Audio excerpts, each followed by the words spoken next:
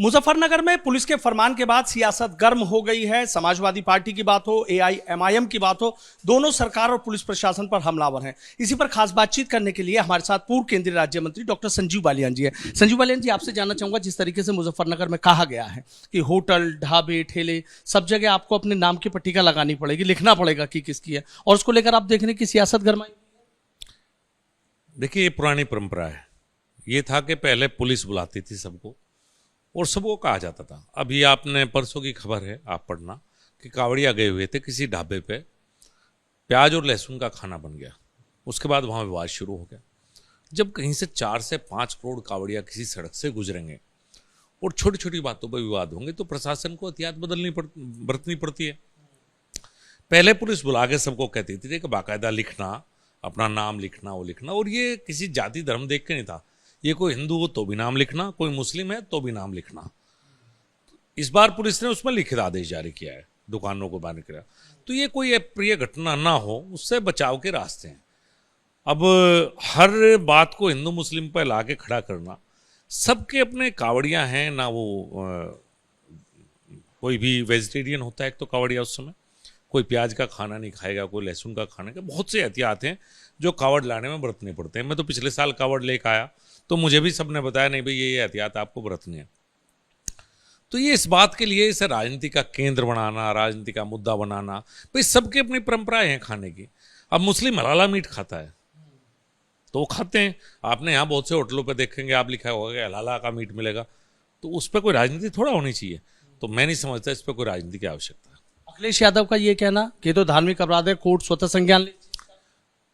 2013 मुजफ्फरनगर दंगा हुआ, पलायन हुआ था हिंदू का भी मुस्लिम का भी। मेरे गांव, पड़ोस के गांव बसी से हिंदुओं का पलायन हुआ था, मुजफ्फरनगर आकर रह रहे हैं। एक शासनादेश निकला कि मुस्लिम विस्थापितों को 5 लाख रुपए दिए जाएंगे। मुस्लिम सब था उस शासनादेश में। उसके बाद सुप्रीम कोर्ट ने इस पर कड़ा ऐतराज जाहिर किया और सुप्रीम कोर्ट के ऐतराज के बाद विस्थापित शब्द का इस्तेमाल किया। लेकिन पूरे मुजफ्फरनगर दंगे में विस्थापित दोनों हुए थे। एक भी हिंदू विस्थापित को मुआवजा नहीं दिया गया था, जबकि मुस्लिम विस्थापित को 5 लाख का मुआवजा दिया गया था। वो अखिलेश यादव को अब नाम लिखने से भी पीड़ा है। जो मुआवजा भी धर्म के आधार पर देते थे, उन्हें अगर नाम लिखवा रहे हैं हिंदू के भी मुस्लिम को, तो उन्हें उससे भी पीड़ा है। अजीब बात है। ओवैसी का ये कहना कि भाई कोई मुस्लिमों से सामान ना ले, इस चीज को लेकर इस तरीके से किया जा रहा है, संविधान की बड़ी बड़ी बातें। बिल्कुल कहीं ऐसी बात नहीं। मुजफ्फरनगर में कोई ऐसी बात नहीं है, ना किसी दुकान में आप जाकर देखेंगे कोई हिंदू या मुस्लिम बात को। और इस आदेश में भी हिंदू और मुस्लिम की बात इस तरह नहीं है कि आप मुस्लिम पर खाना ना खाओ। लेकिन ये बात है कि आपको पता हो किस पर खाने हैं, यहाँ किस तरह का खाना मिलता है, यहाँ प्याज लहसुन का प्रयोग नहीं होगा, वेजिटेरियन खाना बनेगा। अगर बहुत से ढाबे ऐसे हैं जहाँ वेज और नॉन वेज दोनों मिलते हैं तो लोग नहीं जाएंगे उन पर। कावड़ के दौरान तो कम से कम नहीं जाएंगे, कावड़ के बिना सब खाते हैं। तो इस 10 दिन कावड़ के लेके इतना हल्ला गल्ला मचना। और दूसरी बात, ओवैसी और अखिलेश को ये भी नहीं पता, शुरू के 2-4 दिन छोड़ के यहाँ सेवा लोग इतनी करते हैं कि ज़्यादातर कावड़िया फिर शिविर जो जनता लगाती है उनमें खाना खाते हैं। इन दुकानों में बहुत ज़्यादा खाना नहीं खाते। क्या लग रहा है, इस सियासत के पीछे ऐसा तो नहीं कि उपचुनाव होने जा रहे हैं 10 सीटों के लिए, उसको लेकर ये सियासत करना? भाई अखिलेश यादव जी हो या इन सबको तो वोट बैंक की चिंता है, इन्हें तो कुछ करना तो है नहीं। भाजपा का डर दिखाओ और वोट बैंक अपने साथ लो। तो ये हर मुद्दे को उसी दृष्टि से वहां लेके जाना चाहते हैं जहां से इनके वोट बैंक की राजनीति चलती रहे।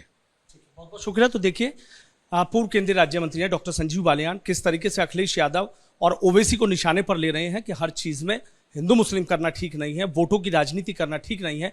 कांवड़ यात्रा है, एहतियात के तौर पर लगाया गया है कि जो शिवभक्त कांवड़िए जब हरिद्वार से गंगा जल लेकर अपने शिवालयों की तरफ बढ़े तो उन्हें पता होना चाहिए कि आखिर वो खाना किसके यहाँ खा रहे हैं। बात भले ही जो भी हो, लेकिन इतना जरूर है कि पश्चिम उत्तर प्रदेश नहीं बल्कि पूरे प्रदेश में सियासी पारा इस वक्त गर्म जरूर हो गया है और सुर्खियों में मुजफ्फरनगर नजर आ रहा है। Sanuj Sharma, ABP news, Muzaffarnagar. For exclusive and insightful videos, subscribe to our new channel ABP Live Premium.